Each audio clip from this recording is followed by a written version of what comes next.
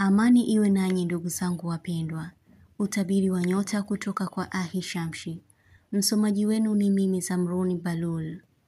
Nyota ya ng'ombe. Kupata habari nzuri. Kushika kisu na kikaanguka kila mara. Itakujulisha uhatari wa kitu. Moyo wako kuuma. Kuwa na hisia mbaya kwa mtu. Kujilazimisha kuwa na furaha. Utakuwa na hali ya kushukuru kabla kupatiwa kitu. Mtu kukusalimu zaidi ya mara moja, ila hutomuitikia au hutomsikia. Wengi wenu kuwa na hali ya huzuni, kumpatia mtu pesa. Nyota ya mbuzi. Kupokea habari ya mtu kupata msiba. Kukaa kinyonge. Kujihisi kisunzi au kizunguzungu. Kukatishwa tamaa mara nyingi. Kukaribia kupata likizo ya kazi kwa baadhi yenu. Tabia ya kinafiki kuzidi kuzichukia kwa watu wako wa karibu. Kujihisi kuchokana na mtu. Kwa baadhi yenu mtakuwa na maumivu moyoni kwa jambo la muda mrefu kutokea. Nyota ya mashuke. Kuhisi harufu ya mzoga au kitu kuharibika. Kufungua kitu kipya. Kulazimika kumsaidia mtu. Kuona kitu kinachojirudia. Kipindi au kitu chochote. Unajulishwa kuzingatiwa na kufikia unapostahili. Heshima ya mtu itakuvutia. Kufikia tamati kwenye jambo. Moyo wako kuuma baada ya kujua kitu. Nyota ya mizani. Kutembea na kundi la watoto. Utapata mwongozo imara. Kuzidi kuondosha vikwazo vibaya kwako. Watu kukupenda. Kuona mabadiliko mengi kwa mtu. Utaitambua haki ya kweli au jambo la kweli. Kuombwa msamaha. Kuwa karibu zaidi na mtu. Ndoto zako zitakuwa na uwazi wa jambo. Kufikia makubaliano. Nyota ya mapacha. Hila za mtu kuzishinda. Kujua kuwa mtu anapenda kukusikiliza. Kuiondosha harufu mbaya sehemu. Utasita kudai kitu chako. Kujulishwa habari njema.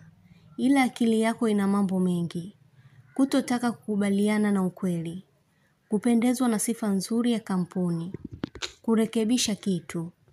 Nyota ya ndoo. Kutatua jambo kidogo kidogo. Kwenye kazi kutakuwa na hali isiyokuwa sawa. Utazoeana na mtu ghafla japokuwa si kawaida yako. Kuibiwa pesa. Kutamani kukaa sehemu ya juu au yenye upepo mkali. Moyo wako au hisia zinazungumza kila wakati. Umekuwa mtu wa kuwa na mashaka sana na watu. Kumjibu mtu ujumbe wake kiuvivu au kwa kujilazimisha. Pesa ulioiwekeza itakusaidia sana. Nyota ya punda. Kujikuta mtu mwenye chukichuki sana. Kupona tatizo. Kuharamikia kitu kwa ukubwa bila mchango wa mtu. Kuhisi uoga moyoni. Kujihisi hauko sawa kabisa. Kupanga tarehe au wakati wa kufanya kitu. Kuikanya tabia mbaya ya mtoto. Kuiombea hali nzuri iweze kudumu na wewe au kuwepo sehemu. Nyota ya mshale. Kupata mashaka au hofu, yaani moyo wako kutotulia. Kutamani kusema jambo. Kukaa na mawazo. Kuamua kufanya jambo gumu. Utasumbuka na maumivu ya kichwa. Kuwakumbuka marehemu. Kufikiria mambo mengi. Kutamani kurudiana na mtu. Mtu kuvunja ukimya kwako. Nyota ya simba. Kutuma ujumbe kisiri. Kuona hila za mtu zinazidi. Kufanya kazi yako kwa utulivu. Kutumiwa pesa. Simba. Kuwa makini na taarifa unazozipokea. Kuna kitu muhimu unajulishwa. Acha kupotezea jambo lenye kuhitaji utekelezaji wako. Kwa baadhi yenu kulia sana. Kukaa peke yako kwa muda mrefu. Nyota ya kaa. Kuwaza sana. Utajizuia kumjibu mtu vibaya. Kukiangalia kitu sana kinachokukumbusha jambo.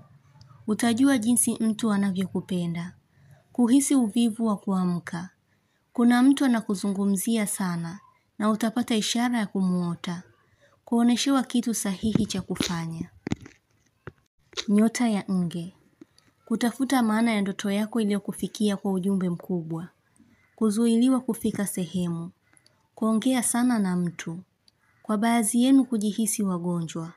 kufanya kazi taratibu, kutamani upate pesa kukamilisha jambo. Nyota ya samaki. Kupinga jambo la mtu na kutotaka kushughulika kwa hilo. Kufurahi na mtu sana. Kuitumia nafasi yako vizuri ulioaminiwa. Uliyekosana naye atakuwa karibu na wewe. Kuvuka kipindi ulichokuwa unaumizwa nacho. Kumuona kobe. Unatahadharishwa na mtu mbaya aliye karibu yako. Kuwa makini kwa unayoyaongea kwa watu. Utabiri huu unatoka kwa Ahishamshi. Usiache kusubscribe channel hii ya Ahishamshi, kuonesha umoja wenu na upendo. Mengi mazuri yatawafikia. Usisite kulike, kucomment na kushare.